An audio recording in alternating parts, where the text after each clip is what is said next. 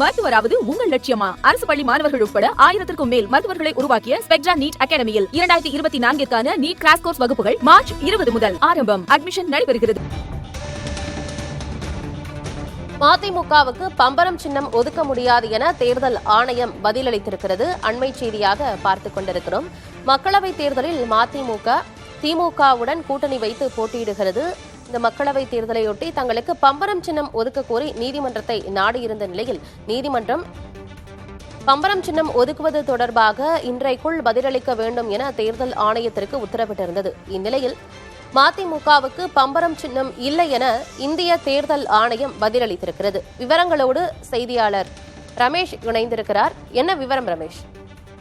இன்று காலை 9 மணிக்குள் ஒரு முடிவு எடுக்க வேண்டும் என்று சென்னை உயர்நீதிமன்றம் தேர்தல் ஆணையத்திற்கு சொல்லியிருந்த நிலையில் தேர்தல் ஆணையம் இந்த தகவலை மதிமுக வழக்கறிஞர்களுக்கு மெயில் மூலியமாக அனுப்பியிருக்கிறார்கள். ஒரே ஒரு தொகுதியில் மட்டும் போட்டியிடுவதால் பம்பரம் சின்னத்தை ஒதுக்க முடியாது என மதிமுக வழக்கறிஞர்களுக்கு மின்னஞ்சல் மூலம் தேர்தல் ஆணையம் தெரிவித்துள்ளதாகவும், பம்பரம் சின்னம் ஒதுக்குவது தொடர்பாக இன்று காலை 9 மணிக்குள் முடிவெடுக்க வேண்டும் என்று தொடுத்திருந்த வழக்கு இன்றைக்கு மீண்டும் விசாரணைக்கு வர உள்ள நிலையில் இந்த ஒரு பதிலை தேர்தல் ஆணையம் சொல்லியிருக்கிறது.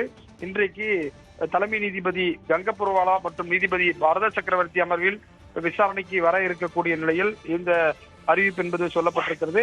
அந்த மாவட்ட தேர்தல் அதிகாரி முடிவெடுக்கலாம் என்றும் நேற்றைக்கு சொல்லப்பட்டிருந்த நிலையில் தற்போதைக்கு என்ன பாத்தீங்கன்னா 2 தொகுதிகளுக்கு மேல் போட்டியிட்டால்தான் அவர்களுக்கு அந்த சின்னம் கிடைக்கும் என்றும் அதில் சொல்லப்பட்டிருக்கிறது. இன்றைக்கு காலையில் கூட துரை வைகோ அதற்கான மாற்று ஏற்பாடு இருப்பதாக தெரிவித்திருந்த நிலையில் தற்போது தேர்தல் ஆணையம் இந்த பதிலை மெயில் மூலமாக மதிமுக வழக்கறிஞர்களுக்கு என ஹைகோர்ட்ல வழக்கு தொடுத்த மதிமுக வழக்கறிஞர்களுக்கு சென்னை உயர்நீதிமன்ற உத்தரவுப்படி இன்று காலை 9 மணிக்குள் கொடுத்திருக்கிறார்கள்.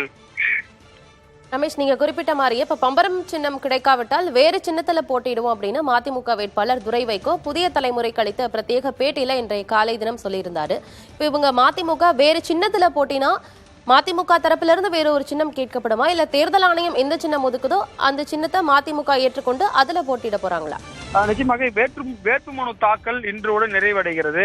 பரிசீலனை எல்லாம் முடிந்த பிறகு சுயேட்சை வேட்பாளர்களுக்கு சின்னம் ஒதுக்குவது தொடர்பாக ஒரு கூட்டம் அந்த பார்லிமெண்ட் கான்ஸ்டிடுவன்சியுடைய தேர்தல் நடத்தும் அதிகாரி மூலமாக நடத்தப்படும். அப்போது யார் முதலில் கேட்டார்களோ அவர்களுக்கு சின்னங்களை ஒதுக்குவார்கள். ஒரே சின்னத்தை பலர் கேட்டால் அதற்கு அந்த குலுக்கல் முறையில் ஒதுக்குவார்கள்.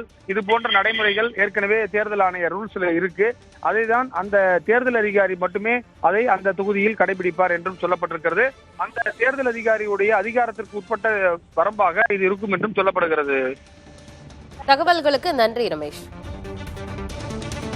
மருத்துவராவது உங்கள் லட்சியமா? அரசு பள்ளி மாணவர்கள் உட்பட 1000க்கும் மேல் மருத்துவர்களை உருவாக்கிய ஸ்பெக்ட்ரா நீட் அகாடமியில் 2024க்கான நீட் கிராஷ் கோர்ஸ் வகுப்புகள் மார்ச் 20 முதல் ஆரம்பம். அட்மிஷன் நடைபெறுகிறது.